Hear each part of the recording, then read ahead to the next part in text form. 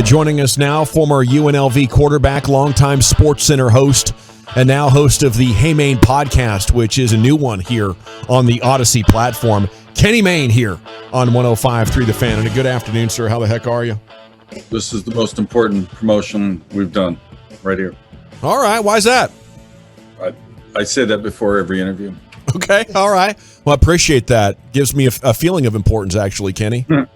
Yeah. That's I'm on vacation in what day is today? Friday. I got like 3 days of vacation left in Seattle. Yeah, you're looking good there. We got you on Zoom, so you're up on our webcam at 105thethefan.com, Twitch, and YouTube if folks want to tune in. It's great to have you in the Audacy family, Kenny. We've been fans of yours and everything that you've been doing over your sports broadcasting career. How new is this thing, and how's it going so far? I think it's not terrible. Like, everybody seems to like who we've had on and what has been said. It started, when did it start? About a week ago. So we've put 3 of the episodes out. We did 2 the July 4th weekend. We had Chris Berman. You might have heard of him. Yeah. And then Ben Schwartz, my actor, comic friend. He's on Parks and Rec. He's in a bunch of movies. Today, we got Jamal Crawford, actually yesterday. Seattle legend, basketball legend. We got a good list. I essentially made a list of people I know fairly well, either friends or people, I have some relationship with, reached out, and we got a bunch on tape, and then we're continuing to grab some others as time goes on. So you're getting after it. It's not like a podcast that you're doing one every couple of weeks, kind of informally. It sounds like you got a schedule on your hands. Yeah, well, honestly, I've rethought that a bunch of times. I think the reason to not do it more immediate is just, what if we, a lot of people have bad schedules or whatever. You're kind of smarter to sandbag a few good ones that will last. We got Bill Walton, Jamel Hill, Christopher Guest, Spinal Tap, Best in Show, that guy. Jason Kander, ex-military / politician from Missouri. I'm leaving somebody out. I know there's somebody else, and I apologize to whoever that person is. I'm just I don't have my notes in front of me. So you've already talked to Bill, though? I'll come. Well, Bill is still talking. Yeah. You don't need much. In fact, I told this story earlier today. I had to take a restroom break. I always have big water, when I'm doing interviews, just keep, it's smart to do. And I said, Bill, I need a minute. I gotta run the restroom. And I come back, he's telling about a 12-minute story. I just sat and listened. It was an interesting story. Yeah. I hope they kept it in. We'll find out. Is that the most challenging guest, probably? I wouldn't say he's challenging. Bill's a good friend. You just got to roll with it. He knows what he's doing. I mean, he's a runaway horse. Sarah Kendzior, I don't know how I forgot her, but she's also on the pod at some point. So I think with the ones we've done and the few that we already have scheduled that we're about to tape, it's just sort of, who knows what's the best next one. They're all good names. They're all good people, interesting stories. So I don't know that it matters a great deal if so-and-so's next and so-and-so goes in 2 weeks. We just keep doing them. Yeah, I didn't know if you were releasing them in ascending order based on who you perceive to be more famous. And then the pinnacle, you're just working your way up to whoever is the most famous to join the podcast. Yeah, I mean, if we had landed Stevie Wonder, we would have just done the one and then quit. Who wants to go second at that point? But no, I'm proud of the ones, it's funny. There's all sorts of interesting people, and some are going to be more well-known broadly, and some are less well-known. Some are in sports. Not everybody's going to know about, certain members that we have on, but so be it. Hopefully if people like what's happened so far, they'll take a chance on somebody. I don't even know who that is, but I'll listen because the topic sounds interesting. Kenny, what makes a great interviewer? Have you all these years of doing this, and you've been around just all these famous people, and you're famous yourself, but what makes a guy or a gal a great interviewer? I think being a good listener, because, you've heard interviews before where the subject finishes a statement, whatever their answer is, and the host jumps to something else entirely unrelated and almost jagged because the two are so different, Mm-hmm. So I think listening and just being in on a real conversation. For mine, I wrote with each of the guests 5 or 6 words down, just a single word. Don't forget to get to this subject. Don't forget to ask that. Most of it was just in the moment, especially with certain of them like Bill. You got to be on your toes. Like, where's he going? Like, all right, what's a follow up to what he just did? That got weird. But his story about pretending to be a government official to fly over Mount St. Helens soon after its eruption. I hope they keep that in. Bill and Ben Schwartz both went long. That was partly my fault. Partly they just kept talking. The others, I looked at the clock and we promised people it'd be like an hour-ish. So we try to respect their time. But, Bill had no respect for our time, so we're not going to respect his. Well played. It's Kenny Mayne here, the Hey Mayne podcast, now available on the Audacy app. Welcome to the Audacy family, by the way, Kenny. It's great to have you in here. So are they all going to be like interviews, or are you going to do monologues and like audio bits, or what kind of format do you have planned here? So far, there is no plan. It's just I started talking to him. I mean, with each one, I like the notion that I would tell a short story about how I met them or how I got to know them and then bring them in. But yeah, who knows? Maybe we will expand and do some different things, but mostly it's just let's find an interesting guest and hopefully do a not horrible interview and have people, enjoy their time with that person. Because just about everybody on our list has had some kind of recognition or fame for whatever their expertise was. But hopefully we're also talking about other things in their life. Or I said this before, like when we were promoting it, I think it's interesting to find out what kind of kid they were. Because, we don't change a hell of a lot from, in my case, kindergarten. And I think in most people's, right, the people in your life that you've known all your life, aren't they essentially the same person you knew from third grade? They are older and they pay bills now, but their makeup is the same. So their essence was built a long time ago. So I think this is where a good interviewer would ask, what were you like in kindergarten, right, Kenny? Kindergarten, I was a little nervous. I didn't have the same confidence I think I got later, but I was definitely very soon, like I've said before, the stuff that got sent me in the hall in grade school is what I ended up making money doing. So, what's the most absurd thing I can say this minute to get the audience on my side in that case of the class? Not necessarily Mr. Bell in fifth grade. He ran a pretty tight ship. But yeah, no, I think I was always interested in words, reading, writing, from a very, very early age. Like I think I knew, probably second or third grade, I didn't know what it would be, but it would be something, communicating. And I think I always took that path. It was never really supposed to be sports, at least from my perspective, but I kind of fell into doing sports and local TV, and it became the thing that I ended up, making my career. Tell me what kind of money, NIL money, Kenny Mayne, the quarterback at UNLV, would have made. Well, I don't know that I would have made that much. I was second string. I would have been running Randall Cunningham commercials. He was a freshman when I was a senior, so I would have jumped onto that real quick. It's interesting how much that's changed, and I'm all for it. The coaches seem to have a free reign to sign up at schools and leave whenever they want. So why can't players get a little cut as they, make their mark, whatever that turns out to be.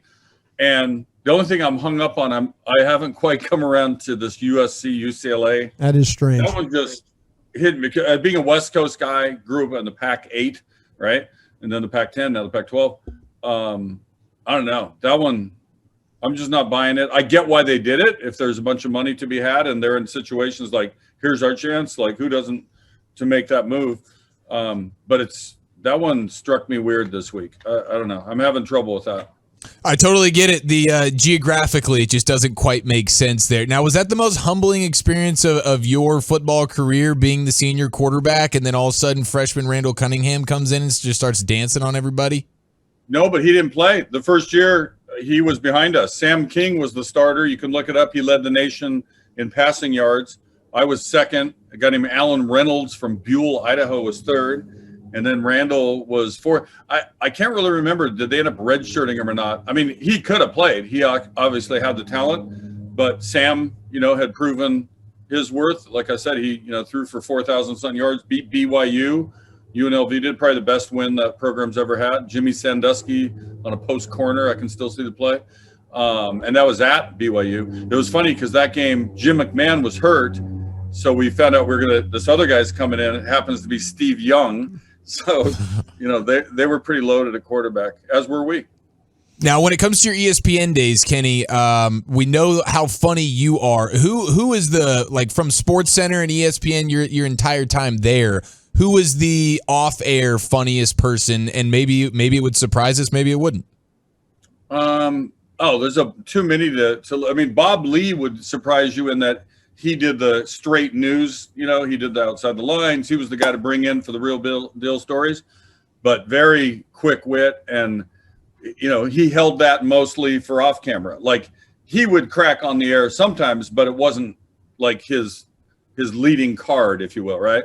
But there's a whole bunch up and down the list. Bill Pito, very funny guy, on and off camera. Scott Van Pelt, Bucci Gross can make me laugh. John Anderson, Neil Everett, on and on and on. They're pretty filled with them. What do you think of the current SportsCenter product? Well, I think the shows, strangely, people will think the old days were the glory days. They remember the build up, and cable was still relatively new, right? It was, born in the late 70s. So all through up to 2000, it was still kind of a relatively new medium. And so a lot of people look at that as like the golden age of it. But honestly, the shows technically and artistically are probably better now, because everybody learned how to do them better, right?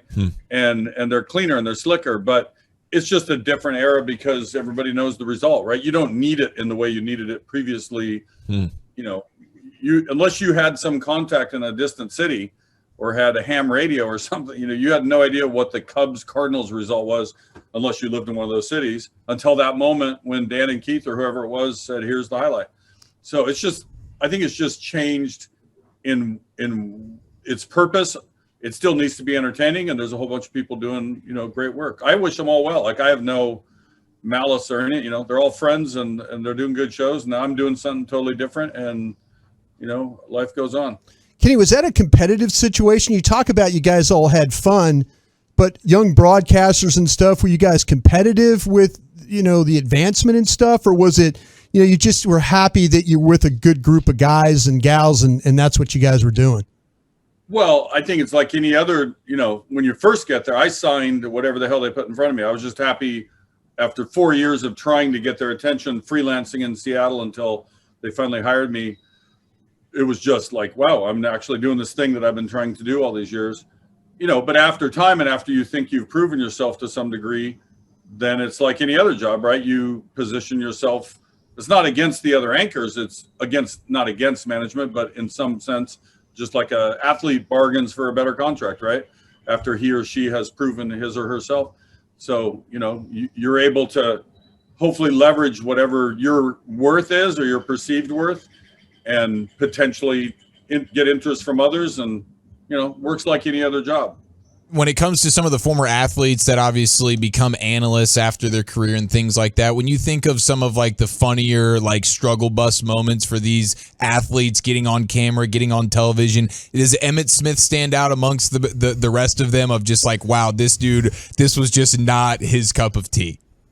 Well, he had better moments than people gave him credit for. I think a lot of times the general fans or the media critics can be kind of tough on certain people just because their first one isn't perfect, or some of it's just mechanics, and again, like in comparison to athletics, like knowing where to be on a basketball court, certain players instinctually know, or they learn it quickly and repeat it. If you're on TV or radio or whatever the medium is, there's certain little techniques, how to get in and out of commercials, and which camera to look to, and when the other guy's talking, what are you doing, and all those kind of fundamental things. So some people took a little longer to pick that up. I love how my friend Jamal Crawford immediately, he told me the first show he was a little nervous. After that, I was like, oh, okay, I'm just talking about basketball. Like I've been doing that all my life. So there are others who absolutely just have that natural ability and they don't put on a different character than they really are, in regular life. Kenny, what do you do with your hands? That's the thing. When you're standing up doing TV, it always looks like everybody doesn't know what to do with their hands. Is there a rule? Because help us out here, us that do TV every once in a while. Yeah, I don't know the answer to that because you're right. That is the last thing. You got to stand. You got to have a body up and you have a suit on. Like all that's normal. You're looking at the camera. I would always carry a pen in my hand, and it was more like a pacifier. I like out here, I have football. Sometimes when you're not seeing, I'm just something or dice. I like a little. I don't know what it is. It's just a habit. It's not a superstition. It's more. It calms me, I think, to have something that I'm gripping. You don't see the pen. I'm doing a stand-up, and it's kind of backwards in my hand. I don't know what the other people do. Everybody has their own thing, and you stick your one hand in a pocket, two hands, there's always. I mean, that's the same with just taking a picture, right? Right. When you see people, all of a sudden they exactly, yeah. Who knows? Same thing when you're sleeping. What do you do with the arm that's underneath? You wish you could take it off for the night. I got a snuggle pillow, I call it, but I don't think it's appropriate to be on TV with that, Kenny. What part of Seattle are you in? It's really not Seattle. I just say the greater area. We're looking at it, though. Lake Washington on the east side of it. Okay. So I'm looking west to Seattle. University of Washington's over there.